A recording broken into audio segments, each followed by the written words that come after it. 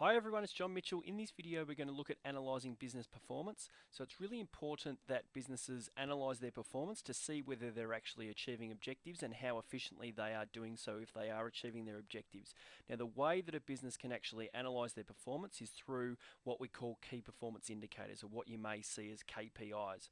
Now the data gathered from KPIs informs managers about the effectiveness and efficiency of different areas of the business. Now we've covered this before, but just as a refresher, effectiveness is the degree in which or to which a business achieves their objectives. So are they actually achieving their objectives? And the efficiency is how well a business is using their resources to achieve their objectives. So a measure of how efficient they are. Now the KPI data, or the key performance indicator data, allows managers then to make really informed decisions about strategies that they're going to implement to try and improve the business. Because remember, this whole outcome or this whole unit is about reviewing performance in order to look for areas to transform the business. So what we're going to do now is go through each of the key performance indicators that are listed in the study design. The first one is the percentage of market share, which is a business's share of the total sales in an industry for a particular good or service, and they often express that as a percentage. So if we look on the right there, you've got a chart there for the market share in 2006 for the supermarkets, or the major supermarkets, and you can see Woolworths and Coles really dominate that area. They've got 40% for Woolworths and 37% for Coles. But just take note of Aldi in 2006. Their market share was 3.1% of the market that they actually owned. But move forward to 2016, which is the latest data that we have, and you can see that Aldi has moved from 3.1% to 12.5%. The IGA and other independents have remained relatively the same, so you can see that Aldi has actually gained more market share away from the two major players in Woolworths and Coles. And so what happens is they're just looking at the number of sales in the industry and what percentage each business has, and so businesses look to increase their market share. Net profit is the amount of money left over after expenses have been deducted from revenue earned. So revenue earned is the money coming into the business through sales, and expenses is the money going out of the business. So if we have a look here, let's say a business has brought in terms of revenue, so $55,000, and after expenses they've had expenses of $35,000, including tax and those types of things, and that leaves a $20,000 net profit. Rate of productivity growth is the amount of outputs produced compared to the amount of inputs used, and the rate in which that is increasing over time. So I've got just a picture there of the assembly line. So when Henry Ford created the assembly line, he was able to produce or increase his productivity greatly and actually produce more cars in the same amount of time, and time is obviously one of the key resources there.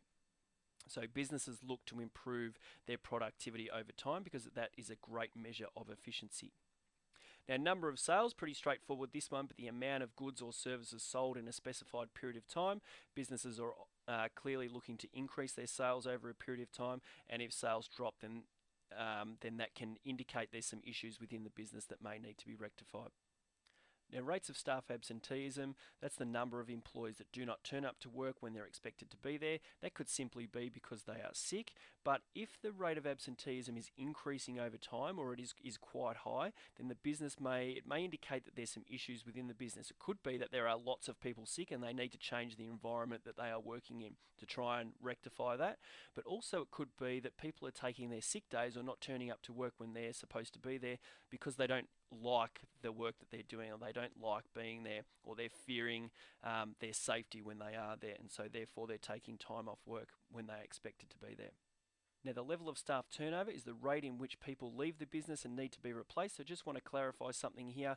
So it's not employees just leaving the business, it's those that are leaving the business and need to be replaced. And the reason I say that is because a business could downsize and remove 200 employees, for example, because their jobs no longer exist. That isn't staff turnover. Staff turnover is those jobs that do exist and the employees leave, and as a result they need to be replaced. Now, the level of wastage is the amount of resources and finished goods that are discarded during the production process. So businesses really look to reduce the level of wastage that they have, because waste is a major cost to businesses. The example I've got there is Woolworths, that created the campaign The Odd Bunch. They had a whole heap of fruit and veg that looked strange but was still fine to eat, and that would normally go to waste, would be thrown out and gone to waste. So what they decided to do was create a campaign where they sold they are selling fruit and veg or produce that looks a bit odd, and therefore customers get a discount on that particular produce, but it reduces the amount of wastage that they have. The number of customer complaints is the amount of people that are dissatisfied with the business and or its products and have notified the business of their dissatisfaction. So again, a business is looking to reduce the number of customer complaints because it's a real shows the quality of their service and the products that they are delivering to consumers. But it's important here that a customer complaint is not someone that is just dissatisfied with the business. A customer complaint, yes, they are dissatisfied, but they have to have notified the business of their dissatisfaction. Number of workplace accidents is the amount of people injured or nearly injured at work during or due to unplanned events, so those real accidents within the workplace. We have legislation, really strict legislation within this country that ensures that employees are safe at work, and it's the business's obligation to ensure that happens. But still accidents can occur, and the aim obviously is for the business to reduce the number of workplace accidents that they have. Now, just to use an example before we finish up, I've got an example here of a real business. So Echo Me, what it does is produces natural cleaning products. Now let's say that its number of sales last quarter were $30,000. So the last quarter, the last 3 months of the year were $30,000. Now would they be happy with that? And the answer to that is that they don't know unless they have something to compare it against. Now they could compare it against sales from the last quarter, or sales from the same time last year, or even sales from another business that they're competing with.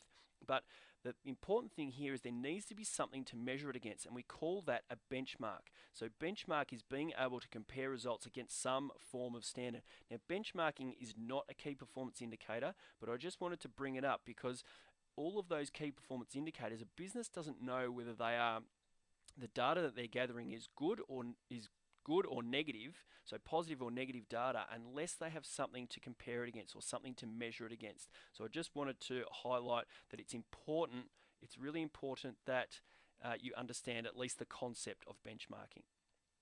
So just to recap, key performance indicators are a way of measuring a business's performance. They assess the effectiveness and the efficiency of a business, and the KPIs listed in the study design are percentage of market share, net profit figures, rate of productivity growth, number of sales, rate of staff absenteeism, level of staff turnover, level of wastage, number of customer complaints, and number of workplace accidents. And yes, you need to know every single one of those because they are specifically listed in your study design.